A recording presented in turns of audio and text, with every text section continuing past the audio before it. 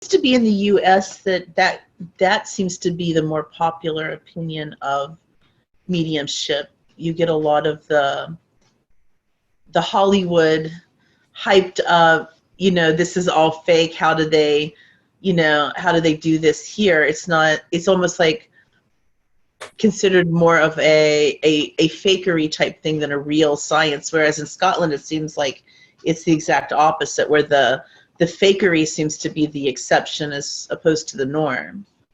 Yeah, absolutely. I mean, don't get me wrong, there are physical mediums and there are versions of mediumship that I think are fraudulent, like the article that I did on Helen Duncan. But for the general, just straightforward mental mediumship, where you're giving personal proof of life after death and messages, there's too much evidence to ignore it, Mm-hmm. I agree.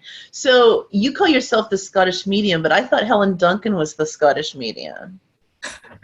Well, yes. It's quite ironic, actually. I was in America multiple years ago, and I did a search on myself on Google, and there were terms in my website, Scottish medium, and I actually was coming up listed as the Scottish medium. So I just kind of went with it and started using it. Spirit again, guiding you? Let's just say they were more guiding the algorithms of Google. So you credit Sphero with having tech abilities? Well, I don't, but I know one Scottish character that did. Ever heard of a man called John Logie Baird? Nope, who's that? Well, he's the man that invented the television. One of the minor little things that Scotland gave to the world, as well as haggises and kilts and a lot of other things like economics, banks and checks and overdrafts. But put all of those aside.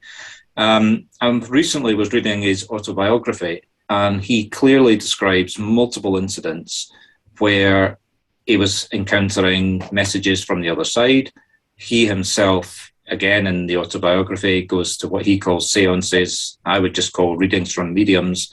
And he does actually state, and maybe that's an overstatement, but he does make it very clear that he believes that when he was working, not so much on the television, but more on radar during the World Wars, that he was getting guided by spirits from the other side.